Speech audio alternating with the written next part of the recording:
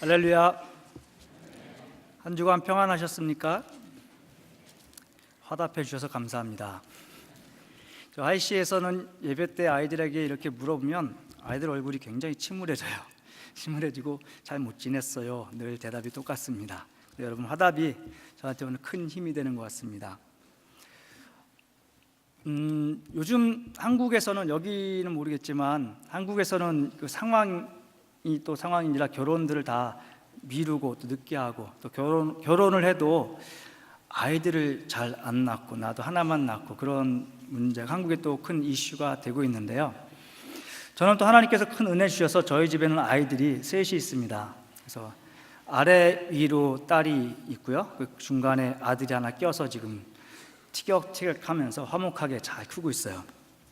저에게 고민이 있는데요. 제가 저희 아이들 나이를 잘 기억을 못해요. 그래서 그 뷔페 같은 데 가면 그 식대를 계산해야 되니까 아이들 나이를 물어보잖아요. 그럼 거기서 제가 한참 막 생년월일 따져 계산을 항상 해요. 그래서 이제는 이제 요령이 생기고 그런 거 몇 번 경험하다 보니까 뷔페 들어가려면 입구에서 먼저 아이들 생년월일을 제가 생각하고 확인하고 나이를 계산한 후에 들어갑니다.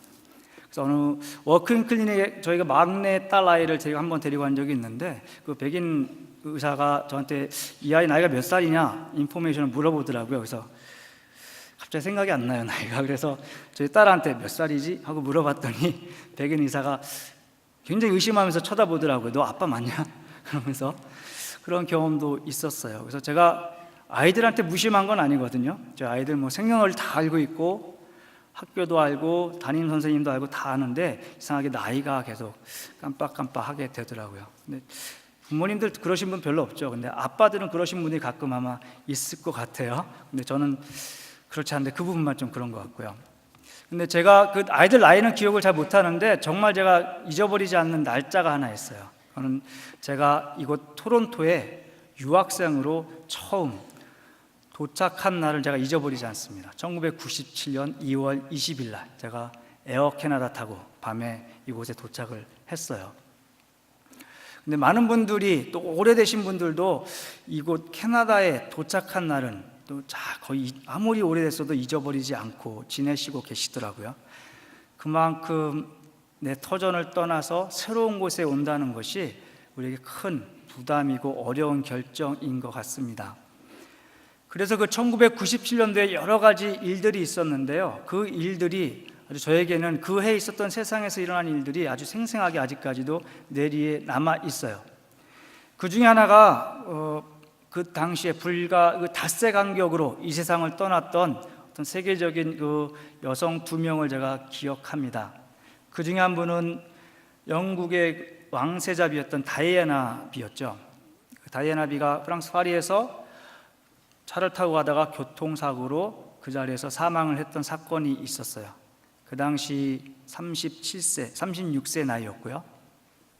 다이애나 비는 평범한 여성으로서 그 왕세자비가 되는 어떤 큰 행운이랄까요? 그런 어떤 선택을 받았는데, 그 결혼할 당시 아마 여기 계신 분들 중에 많은 분들도 아마 그 장면을 보시면서 부러워했을지도 모르겠는데, 많은 세상의 미혼 여성들의 부러움을 받으면서 결혼식을 올렸었죠. 행복한 모습으로 결혼식하던 그 장면을 저는 잊지 않고 있습니다. 하지만 그 결혼 생활이 굉장히 순탄치 않았고, 또 왕가에서의 어떤 생활도 그 다이애나 비를 행복하게 만들어주지 못했던 것 같아요. 굉장히 순탄치 못한 삶을 살다가 세상을 떠났죠. 그 장례식 장면을 제가 TV에서 보면서 이 왕가의 장례식이니까 굉장히 장엄하고 웅장했어요. 하지만 그 개인적으로 제가 그 장례식을 보면서 받은 마음은 굉장히 허무했고요, 굉장히 공허했던 그런 마음을 제가 그때 받았던 기억이 있습니다. 그리고 그네 장례식 후 닷새 후에 정확히 인도 캘커타에서 테레사 수녀님이 숨을 거뒀어요. 그분은 다이애나 비에 비하면 그 당시 연세가 87세였고요.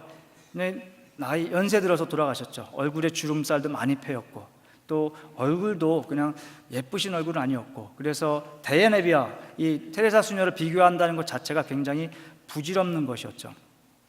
하지만 저는 그 다이애나비를 통해서 그 장례식을 통해서 굉장히 허무함을 느꼈지만 이 테레사 수녀의 그 장례식을 보면서 그 영국 왕실의 장례에 비하면 굉장히 세련되지도 않았고요. 그 당시에 엘튼 존의 그 어떤 신금을 누리는 애도가도 없었어요.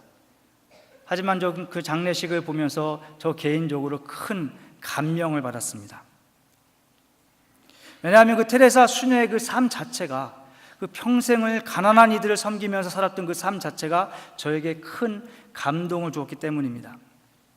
그 숭고한 그분의 삶을 기리는 장례식 앞에서 종교 간의 높은 벽도 허물어졌었죠. 그 힌두교를 섬기는 인도 캘거타에서 세계 최고의 카톨릭 장례식이 열릴 수 있었던 거예요. 바로 그분의 어떤 헌신된 그 삶의 영향력이었죠. 다이애나비는 이 땅에서 정말 개인적으로 누릴 수 있는 부와 명예 모든 것을 다 누리고 살았습니다.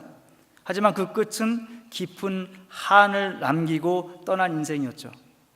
그에 반해 테레사 수녀는 이 땅에서는 정말 가난하게 살았습니다. 하지만 그리스도인으로서 어떻게 살아야 할지 그 본보기를 보여주고 많은 사람들의 환송 속에 축복된 이별을 하였습니다. 우리가 비록 테레사 수녀의 발자취를 따라서 그대로 살 수는 없겠지만 우리가 그분의 삶의 10분의 1만이라도 우리가 따라갈 수 있다면 우리의 삶도 우리가 주님 앞에 서게 될 때 부끄러움 없는 그런 삶이 될 수 있으리라 믿습니다. 오늘 저희가 읽은 전도서 본문은, 이 전도서 기자는 우리가 이 땅에 사는 동안에 잔치집에 가는 것보다 초상집에 가는 것이 더 낫다고 우리에게 권면을 합니다. 우리가 이왕에 이 땅에 사는 것 더 재미있게 살고 즐겁게 살고 또 축하하는 자리에 가서 때마다 가서 같이 축하해주고 기쁨을 나눈다면 오히려 그것이 더 나을 것 같은데, 오히려 전도서 기자는 우리에게 그것보다 너희가 장례식장에 가서 더 슬픔을 나누는 것이 우리에게 더 낫다고 권면을 합니다. 이 전도서라는 책은 우리 하나님의 사람들에게 어떻게 하면 하나님의 사람답게 더 잘 살 수 있는지 그 유익함을 우리에게 권면하는 책이죠. 그래서 오늘 전도서 기자가 우리에게 이렇게 권면하는 것에도 분명히 그리스도인으로서 우리가 더 잘 살 수 있는 그런 유익함이 있기에 권면을 하고 있을 겁니다. 그래서 저와 여러분이 오늘 이 시간에 몇 가지 유익을 우리 같이 나눠보기 원합니다. 우리가 장례식장에 간다면 그곳에서 우리는 인생의 끝이 있음을 깨닫게 됩니다. 창세기 3장에 보면 아담과 하와가 그 하나님께서 만들어 놓으신 에덴에서 정말 잘 살았으면 좋겠는데 안타깝게도 하나님한테 불순종해서 쫓겨나죠. 그리고 4장을 넘어가서 5장을 보면 아담의 후손들의 족보가 나옵니다. 근데 거기에 나오는 사람들의 나이를 보면 참으로 놀랍죠. 어떤 이는 800살을 살았고요, 또 다른 어떤 이는 900살을 훌쩍 넘겨서 살았어요. 그리고 제일 짧게 인생을 살았던 사람의 나이가 노아의 아버지 라멕이라는 사람인데요, 777살을 살았습니다. 그리고 가장 오래 산 사람은 우리가 잘 아는 그 무두셀라인데 969살을 살았죠.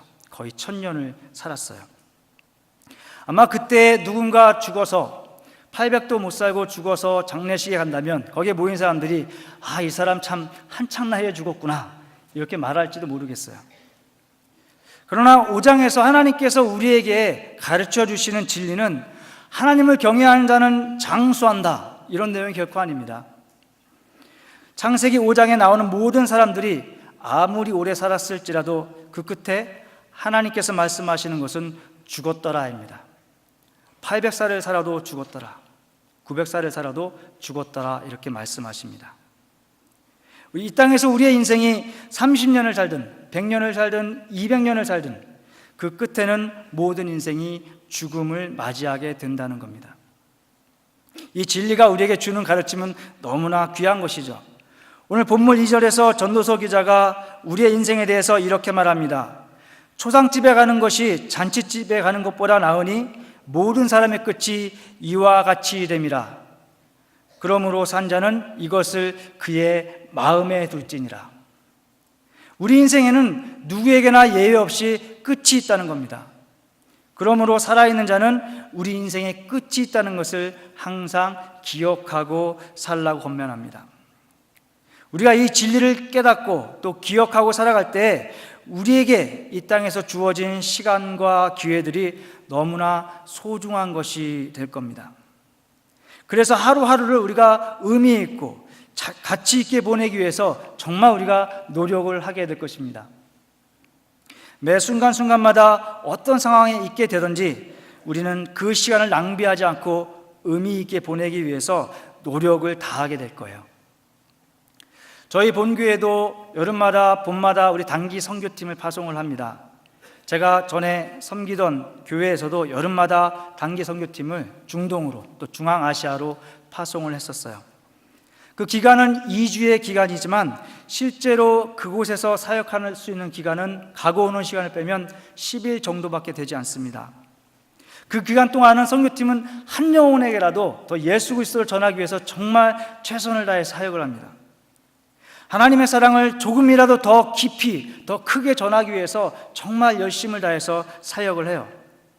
선교지에서 어떤 날은 12시에 자기도 하고요, 1시에 자기도 하고 2시에 자기도 합니다. 하지만 하루의 시작은 항상 5시 30분에 시작합니다. 잠자리에 몇 시에 드느냐는 중요하지 않아요. 10시든 2시든 1시든 무조건 5시 30분에 일어나서 하루의 사역을 시작합니다. 왜냐하면 그곳에서 선교팀에게 주어진 시간이 제한되어 있기 때문이에요. 우리가 아무리 예수 그리스도를 전하고 싶어도 우리가 떠나야 될 시간이 되면 선교팀은 그곳을 떠나야 됩니다. 아무리 하나님의 사랑으로 또 한 영혼을 섬기고 싶어도 떠나야 될 시간이 되면 안타까운 마음과 아쉬운 마음을 뒤로 하고 떠나야 되는 거예요. 그렇기 때문에 때로는 40도 가까이 되는 무더위 속에서 힘들고 지치고 때로는 아파도 그 선교 기간 중에는 정말 하나님께서 주신 그 제한된 시간을 낭비하지 않기 위해서 최선을 다해서 사역을 하게 되는 것이죠. 어느 목사님께서 자신이 전도사 시절의 경험을 고백한 내용입니다. 어느 날 교육자 회의 중에 한 교육자가 신방을 하자는 것이 드러났어요. 담임 목사님이 그 교육자에게 그렇게 하면 되겠습니까? 하고 나무라셨어요. 그리고 회의가 끝난 후에 모두가 자리를 떴는데 유독 담임 목사님만이 자리를 안 뜨고 계시는 거예요. 그 전사님이 가만히 살펴보니 담임 목사님이 슬픈 기색으로 혼잣말을 하고 계시는 겁니다. 저렇게 게으르게 살다가 주님을 어떻게 만날 것인가? 저렇게 나태하게 일하다가 무슨 면목으로 우리 주님을 배우려고? 가슴 아픈 표정으로 고개를 드신 그분의 눈가에 이슬이 맺혀 있었다고 합니다. 저는 그 글을 읽으면서 저는 그것이 저에게 주시는 하나님의 음성으로 다가왔어요. 그렇게 나태하게 살다가 오늘이라도 내가 너를 부르면 너는 내 얼굴을 어떻게 보려고 하느냐? 오늘이라도 주님이 나를 부르시면 목사로서 주님께 보여드릴 것이 무엇이 있을까? 부끄럽게도 자신 있게 내세울 것이 저에게 하나도 없었어요. 그런 의미에서 우리에게 남은 10년, 20년, 30년의 시간이 결코 중요한 것이 아닙니다. 이 땅에서 삶의 길이가 몇 년이든지 끝이 있다는 것을 깨닫는 것이 더욱 중요합니다. 그리고 우리에게 주어진 매일매일의 삶을 어떻게 살아가느냐가 정말 중요한 것입니다. 미국의 한 가난한 동네에서 젊은 시절에 치과를 개업하고 그때부터 은퇴할 때까지 진료비를 딱 5불만 받고서 올리지 않고 계속해서 봉사하셨던 그 쌍둥이 할머니 기사를 읽은 적이 있어요.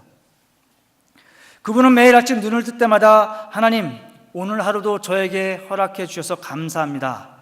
이렇게 감사의 기도와 함께 하루를 시작한다고 합니다. 그렇게 아침마다 오늘이 하나님께서 주신 마지막 날이다, 그런 생각과 함께 감사한 마음으로 살게 되니까 그분이 가진 재능과 그분이 가진 시간을 자신만을 위해 쓰지 않고 다른 사람을 위해 또 하나님을 위해 봉사하는 삶을 살 수 있게 된 것이죠. 사랑하는 여러분, 하나님께서 우리 모두에게 이 땅에서 인생을 주셨습니다. 그리고 사람마다 그 길이가 조금씩 다를 뿐이지 그 인생에는 끝이 반드시 찾아옵니다. 우리가 이 진리를 깨닫고 우리의 인생을 살아간다면 우리에게 주어진 시간들이 너무나 소중하게 여겨질 것입니다. 그리고 우리에게 주어진 매일매일의 시간이 얼마나 소중한 것인지 안다면 우리는 절대로 안일하게 우리의 생을 살아가지 않게 될 거예요. 우리의 시간과 재능을 함부로 낭비하지 않게 될 겁니다. 우리가 원했던지 원하지 않았던지 간에 지금 내가 처한 상황 속에서 의미 있고 보람된 삶을 살기 위해서 최선을 다해 노력하게 될 것입니다. 우리가 두 번째로 장례식을 통하여서 얻을 수 있는 유익은 우리의 시선을 먼 곳에 둘 수 있게 된다는 겁니다. 오늘 본문은 4절에 지혜자의 마음은 항상 초상집에 있으되라고 합니다. 그 마음이 항상 초상집에 있다는 것은 우리가 항상 그 끝을 생각하고 준비하는 삶을 산다는 겁니다. 이것을 우리의 신앙적인 시각으로 바꿔서 말하면 우리의 시선을 항상 우리가 주님 앞에 서게 되는 그날, 바로 그날을 바라고 소원하며 살게 된다는 겁니다. 우리의 시선을 먼 곳에 둔다는 것은 우리의 미래 언젠가는 우리의 미래 속에서 이루실 하나님의 약속에 대한 믿음을 의미하는 것입니다. 특별히 우리는 다른 이의 죽음 앞에서 우리가 하나님 앞에 서게 되는 그 시간을 생각하게 됩니다. 요한계시록 3장에 보면 이 땅에서 믿음을 지키고 의로운 삶을 살고 하나님 앞에 바르게 살다가 주님 앞에 가는 사람들에게 하나님 앞에 서게 될 때 하나님께서 그 사람을 칭찬하시고 인정하시고 영화롭게 하시며 의로운 흰옷을 입혀주시겠다고 약속하십니다. 우리가 이 땅에 사는 날 동안에 하나님의 이 약속을 믿고 그날을 바라보고 그날의 소망을 두고 살아간다면 우리가 이 땅에서 남들보다 조금 부족하게 살지라도 또 남들보다 조금 고단한 삶을 살지라도 우리의 삶은 보람되고 행복한 삶이 될 것입니다. 제가 어린 시절에는 저희 한국이 아직 선진국에 진입하지 않았고 선진국을 진입하기 위해서 굉장히 노력했던 시절이었습니다. 바로 그때 저희 집도 넉넉한 집은 아니었지만 굉장히 화목한 가정으로 제가 기억하고 있어요. 그 당시는 한국의 나라에서 모든 가정들에게 저축을 장려했던 기억이 있어요. 그래서 저도 초등학교에서 보면 의무적으로 다 한 사람 한 사람 아이들에게 통장을 만들도록 했습니다. 그래서 새마을금고통에 통장을 만들었는데 매달 그 돈을 가져가서 저금하는 날이 있었어요. 입금을 해야 돼요. 안 가져가면 선생님한테 뭐라고 또 나무람 듣기도 합니다. 그래서 매달 저축했던 기억이 있어요. 저희 집도 저축을 했었습니다. 그래서 넉넉하지 않지만 저축하면서 살았고 저축하다가 목표한 금액이 모여지면 그걸 가지고 냉장고를 사고요. 또 다시 저축을 시작해서 목표한 금액이 모여지면 또 필요한 것들을 사곤 했던 그런 기억이 있습니다. 넉넉한 집이 아니었기 때문에 생활비를 떼서 저축한다는 게 쉽진 않았지만 때로는 어려웠지만 어떤 그 앞에 그 목표가 있고 희망이 있기 때문에 그것을 잘 참으면서 할 수 있었던 것이죠. 바로 우리의 신앙생활도 이와 마찬가지입니다. 우리의 시선을 두어야 하는 것은 현재의 작은 기쁨과 우리가 당면한 그런 문제가 아니죠. 우리가 주님 앞에 서게 되는 그날을 바라보아야 합니다. 우리가 이 땅에서 그리스도인으로서 정직하게 살다가 그렇게 살기 위해서 물질의 손해를 보았다면 저축 통장에 금액이 쌓이는 것처럼 우리의 그 행위가 하나님 앞에 기억되게 될 것입니다. 우리가 주님 앞에 헌신하기 위해서 내 시간을 내어드렸다면 바로 그 행위가, 그 시간이 하나님 앞에 기억되게 되는 것입니다. 그리고 주님 앞에 서게 되었을 때 그 행위를 보시고 기억하시고 우리 주님께서 정말 잘 살았구나, 수고 많았구나 인정하시면서 우리에게 거룩한 흰 옷을 입혀주실 것입니다. 바로 이러한 삶은 우리의 시선을 멀리 두지 않으면, 그 마지막에 두지 않으면 절대로 우리 현재의 삶에서 우리가 행할 수 없는 삶의 모습이죠. 우리 대한민국의 남자는 모두가 빠짐없이 군대를 가야 합니다. 저도 군대를 당연히 갔다 왔어요. 갔다 왔는데 저는 끌려가는 게 너무 싫었어요. 그래서 내가 자원 입대해야겠다, 멋있게 가야겠다. 그래서 자원 입대 신청을 해서 시험을 봐서 갔습니다. 멋있는 장교로 간 건 아니었고요. 그냥 공군 시험 봐서 공군을 갔다 왔어요. 그 당시만 해도 6주 훈련을 가졌는데요. 6주 훈련이 끝난 후에는 3박 4일간의 훈련 후에 3박 4일간의 휴가를 보내줬어요. 그래서 군대에 가면 별의별 사람을 정말 다 만나게 됩니다. 어느 날 훈련이 끝나고 네모반에 앉아서 외울 것들이 참 많으니까 외우면서 막 있는데 옆에 있는 동기가 공책의 제일 뒷장을 넘기더니 갑자기 X표를 긋는 거예요. 그래서 뭔가 하고 제가 자세히 봤어요. 봤더니 이 친구가 공책 뒷면에다 6주 42일의 스페셜 달력을 정성스럽게 만들어 놓은 거예요. 그리고 하루 훈련이 끝날 때마다 X표를 해가면서 지워가는 거죠. 그러니까 이 친구는 자기의 휴가가 그 마지막 날을 보면서 그 고된 훈련을 견뎌내고 있었던 거였죠. 바로 이처럼 우리는 우리의 시선을 멀리 두고 살아야 합니다. 우리의 최종 목적지를 바라보고 살아야 합니다.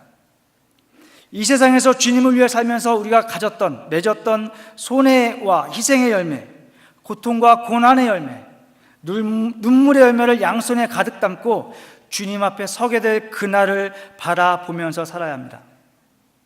우리 예수님께서 그 열매를 보시고 정말 수고 많았구나, 정말 잘 살았구나 하고 두 팔 벌려주시는 그날을 우리가 소망하면서 살아야 합니다. 바로 그렇게 한다면 우리 예수님께서 그 골고다 언덕을 묵묵히 걸어가셨던 것처럼 우리도 불평하지 않고 우리의 신앙생활을 묵묵히 해 나갈 수 있을 것입니다. 이스라엘 백성이 광야에서 문제가 생길 때마다 하나님께 불평하고 또 범죄하고 우상 숭배를 했던 것은 그들이 최종 목적지인 그 가나안 땅을 믿음으로 바라보지 못했기 때문입니다. 신실하신 하나님께서 그 약속의 땅으로 자기의 백성을 들어가게 하실 그날이 분명히 올 거라는 그 사실을 믿지 못했기 때문입니다. 바로 그렇기 때문에 작은 문제에도 하나님을 의심하고 결국에는 그 땅에도 들어가지 못했던 것이죠. 하지만 우리는 우리 주님과 함께 천국에 있게 될 그날을, 그 믿는 믿음을 우리가 끝까지 지켜야만 합니다. 바로 그럴 때 우리에게 살아가면서 때로는 필요한 물을 구하지 못할지라도, 때로는 가나안 땅의 안악자손과 같은 큰 어려움을 우리의 눈으로 목도하게 될지라도 우리는 이스라엘 백성처럼 하나님을 의심하고 하나님을 저버리는 실수를 범하지 않을 수 있게 되는 것입니다. 또한 우리가 우리의 시선을 최종 목적지에 두고 산다면 우리의 열정과 에너지를 이 땅에 놓고 갈 그런 것들을 위해서 낭비하지 않게 됩니다. 우리 주님께 기여되어질 것들을 찾아서, 우리 주님께 저축되어질 것들을 찾아서 하나님께서 기뻐하시는 일들에 우리의 열정을 쏟을 수 있게 됩니다. 우리가 주님을 위해 땀 흘리다가 가야지만 우리 예수님께서 정말 수고했구나, 내가 어떻게 살았는지 내가 다 봤다고 하시면서 우리의 땀을 닦아주시지 않겠습니까? 거룩한 양심을 지키며 살아가면서 흘린 눈물이 있어야만 우리가 주님 앞에 섰을 때 주님께서 우리 눈에서 그 눈물을 씻어 주실 수 있지 않겠습니까? 그분이 원하시는 자리에서 그분의 뜻을 쫓아 부지런히 사는 것보다 더 귀한 예물은 없는 것입니다. 마지막으로 우리가 장례식을 통하여서 얻을 수 있는 귀한 깨달음은 인생의 진정한 목표를 생각하게 된다는 것입니다. 우리가 잘 아는 나폴레옹은 일반인들이 상상할 수 없는 원대한 목표를 가졌던 사람이에요. 그는 전 유럽을 정복하는 꿈을 가졌던 사람입니다. 그는 자신의 정복욕을 채우기 위해서 100만 명 이상이나 되는 사람을 죽였던 사람이에요. 그는 처음에 승승장구하며 유럽의 여러 나라를 정복해 갔습니다. 하지만 말년에는 그에게 정복했던 나라들이 일으킨 전쟁에서 패하게 되죠. 그리고 세인트 헬레나 섬에 유배되게 됩니다. 거기에서 52세의 나이에 병으로 죽어서 묻히게 됩니다. 20년이 지나서 이제 사면복권이 되었을 때 그의 추종자들이 그 섬에 가서 그의 무덤을 파헤치죠. 그래서 그 시신을 꺼내서 화장을 한 후에 그 한 줌의 재를 프랑스 파리로 가지고 왔습니다. 사람들이 나폴레옹의 무덤이라고 부르는 프랑스 파리의 그 앵발리드 성당에는 나폴레옹의 거대한 관이 놓여져 있어요. 물론 그곳에는 나폴레옹 시신이 없죠. 한 줌의 재만 남아 있을 뿐입니다. 그 텅 빈 거대한 관이야말로 일평생 자기 야욕을 위해 살았던 나폴레옹의 일생이 얼마나 허망한 것인지를 우리에게 보여주는 것이죠. 그는 어느 누구도 품지 못했던 원대한 목표를 가지고 살았지만 그의 흔적은 그가 죽은 후에 한 줌의 재로만 남았을 따름입니다. 여러분이 붙잡고 있는 인생의 목표가 혹시 나폴레옹이 가졌던 그 목표와 같은 것은 아닙니까? 여러분의 욕심에서 나온 것은 아닙니까? 여러분의 욕망을 채우기 위해서 물질을 모으고 있지 않습니까? 한 줌의 재로 남은 것을 위해 여러분 모든 열정을 쏟아 부으며 살고 있지 않습니까? 누가복음 12장에 보면 어떤 부자가 나옵니다. 그 어느 해에 정말 큰 풍년이 들어서 엄청난 수확을 하게 돼요. 그래서 그가 가지고 있던 그 창고도 그 수확량을 다 감당할 수 없을 정도로 엄청난 풍년이 들었습니다. 그래서 그 부자는 수확을 하면서 너무 기쁜 거죠. 야, 이제는 내가 편안하게 즐기면서 살 수 있겠구나. 창고를 하나 더 지어서 이것들을 다 저장하자. 이렇게 하죠. 바로 그날 밤에 하나님께서 그 부자에게 찾아옵니다. 찾아오셔서 내가 오늘 밤에 너의 영혼을 데려가면 내가 예비한 것이 누구의 것이 되겠느냐? 이렇게 물어보시죠. 일평생 그는 열심히 일해서 많은 부를 모았지만, 정말 열심히 살았지만, 그가 열심히 일해서 모았던 그 모든 것이 이 세상과 이별할 시간을 단 하루도 연기해 주지 못했습니다. 다른 이의 죽음 앞에서 우리는 인생을 돌아보게 됩니다. 고인이 이 땅에 남겨놓은 것들을 보면서 그런 것들이 영원할 수 없는 것을 우리가 깨닫게 됩니다. 그것들이 우리의 인생의 참된 목표가 되지 못하는 것을 우리가 깨달을 수가 있습니다. 한국의 많은 부모님들이 대한민국 땅을 떠나서 또 여러 가지 이유와 동기를 가지고 이곳 캐나다로 이민을 옵니다. 이민 와서 그 중에 많은 분들이 아침부터 저녁까지, 그 중에 어떤 분들은 정말 쉬는 날도 없이 일주일 내내 일하시면서 생활하고 계시죠. 그렇게 고생하시면서도 그들이 낙담하지 않고 실망하지 않는 이유는 나는 이렇게 살아도 내 자식은 이곳에서 자리 잡고 성공하기를 원하는 그런 희생하는 부모의 마음이 있는 겁니다. 사랑하는 여러분, 우리 자녀의 성공이 우리의 희망이 될 수 없습니다. 또한 우리가 이민 생활에 온갖 어려움을 이겨내고 성공해서 이민 사회의 성공 사례가 되는 것도 우리의 희망과 목표가 될 수 없습니다. 그 대신 여러분 자신이 하나님의 소원이 되고 하나님의 목표가 되십시오. 하나님께는 여러분이 소망입니다. 여러분 한 사람 한 사람을 통해서 하나님께서 이루시기 원하시는 목적이 분명히 있습니다. 빌립보서 2장 13절에 보면 하나님께서 하나님의 자녀들에 대해 이렇게 말씀하십니다. 너희 안에서 행하시는 이는 하나님이시니 자기의 기쁘신 뜻을 위하여 너희에게 소원을 두고 행하게 하시나니.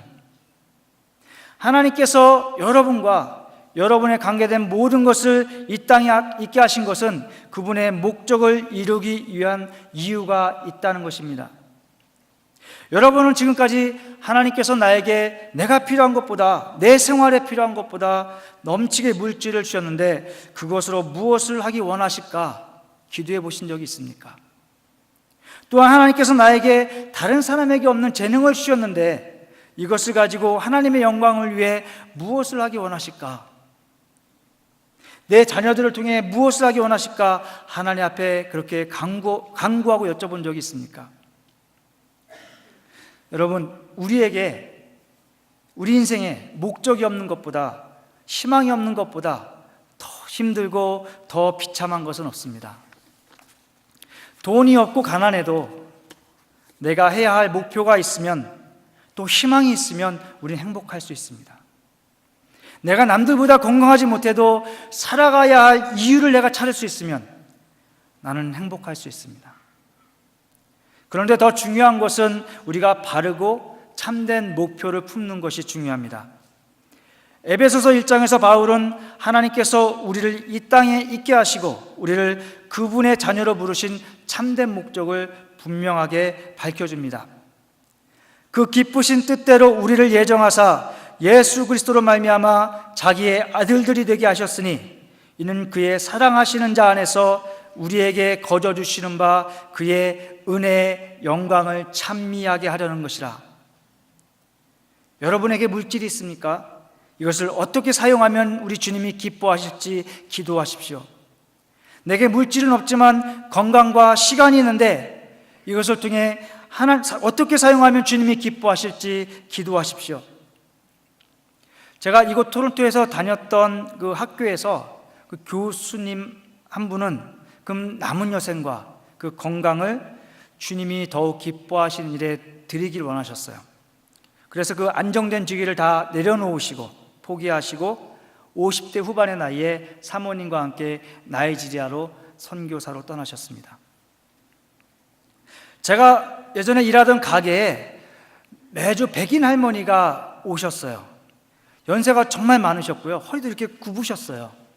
그 할머니가 매일 힘들게 오셔서 많은 악보를 복사해 가시는 거예요. 참 궁금했지만 여쭤보지 않고 몇 주를 지켜봤는데 도저히 참을 수가 없어요. 그래서 어느 날 여쭤봤죠. 할머니, 왜 이렇게 많은 악보를 복사해 가세요? 그랬더니 할머니께서 이게 우리 교회 할머니, 할아버지 성가대 악보를 복사해 가는 거예요. 이렇게 얘기하시더라고요. 그리고 그 할머니, 내가 그 성가대 지휘자입니다. 이렇게 말씀하셨어요. 여러분, 우리가 나이가 문제가 되지 않습니다. 우리의 물질도, 건강도, 재능도 문제가 되지 않습니다. 단지 내가 지금 있는 형편 가운데서 어떻게 하면 주님을 기쁘게 해드릴 수 있을까? 어떻게 하면 내가 기쁨이 될 수 있을까? 그렇게 기도하시고 작은 것이라도 찾아서 한다면 그것이 우리의 참된 기쁨이 되는 것이고 이 땅에 있어야 할 이유가 되는 것입니다. 이 땅에 놓고 갈 것들의 목적을 두지 마시고요, 이 땅에 놓고 갈 것들을 통해서 어떻게 하나님께 기쁨을 드릴 수 있을까, 그런 삶을 살 수 있을까 주님 앞에 구하시게 되기를 바랍니다. 우리에게는 이런 참된 목적을 가지고 사셨던 진정한 롤 모델이 있죠. 바로 예수 그리스도십니다. 예수님은 그 시선을 항상 마지막에 두시고 사셨어요. 히브리서 12장에 보면 이렇게 말씀하십니다. 믿음의 주여 또 온전케 하시는 이인 예수를 바라보자.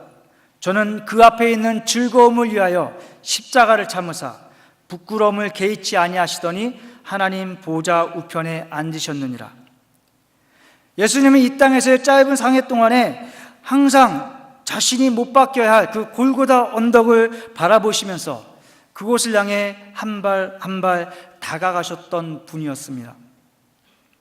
그것이 자신의 최종 목적지이며 삶의 목적인 것을 아셨기 때문에 이 땅에서 당했던 배척도, 조롱에도 3년 동안 정말 사랑해 주었던 제자의 배신에도 낙담하지 않으시고 흔들림 없이 끝까지 걸어가실 수 있었던 겁니다. 또한 예루살렘에 낙이 타고 입성하실 때 수많은 군중들이 호산나로 환영하면서 자신들의 왕이 되어달라고 그 외치는 수많은 군중들의 달콤한 유혹에도 흔들리지 않으셨던 것입니다. 그리고 십자가에서 다 이루었다 말씀하시고 후회 없는 삶을 살으셨습니다. 말씀을 맺기를 원합니다. 그 연금술사라는 책을 읽어보면 그 책 말미에서 연금술사가 이제 납을 가지고 금을 만들어서 나눠주면서 이런 말을 합니다. 납은 세상이 더 이상 납을 필요로 하지 않을 때까지 납의 역할을 다하고 마침내는 금으로 변하는 거야. 우리 그리스도인의 삶이 바로 이와 같아야 한다고 믿습니다. 우리가 신앙을 지키며 살다 보면 세상에서는 아무도 알아주지 않고 인정해주지 않는 납과 같은 존재로 살게 될 수도 있어요. 우리에게는 자랑할 것이 아무것도 없습니다.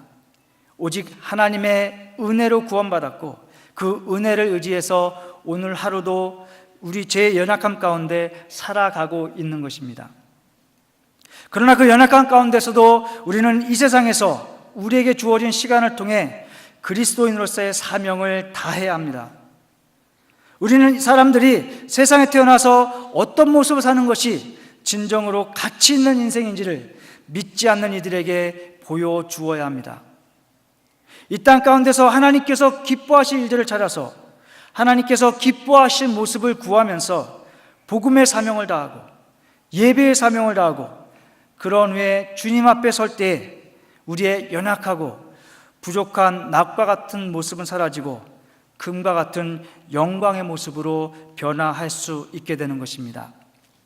오늘 이 자리에 계신 저와 여러분이 우리 인생의 끝이 있음을 기억하시고 우리의 마음을 초상집에 두는, 항상 초상집에 두는 지혜로운 하나님의 사람들이 되시기를 축원드립니다. 그리고 마지막에 주님 앞에 서게 되는 날을 바라보시면서 우리가 이 땅에 놓고 갈 것들을 목표로 삼지 마시고 오히려 그것들을 통해 우리 주님께 드릴 수 있는 참되고 가치 있는 삶을 살게 되기를 주님의 이름으로 축원드립니다. 우리 같이 기도하시겠습니다. 살아계신 하나님 아버지, 저희들을 우리 하나님의 은혜 가운데 주님의 아들과 딸로 삼아주심을 감사드립니다. 하나님께서 주신 이 땅에서의 삶 동안에 하나님, 우리가 쫓아야 할 것들은 우리가 이 땅에서 놓고 갈 것들을 위해 쫓지 않도록 도와주시고 하나님께서 주신 것들을 통해 하나님께 기쁨을 드릴 수 있는 예물된 삶을 살 수 있도록 도와주시옵소서. 감사드리며 예수님 이름으로 기도드렸습니다.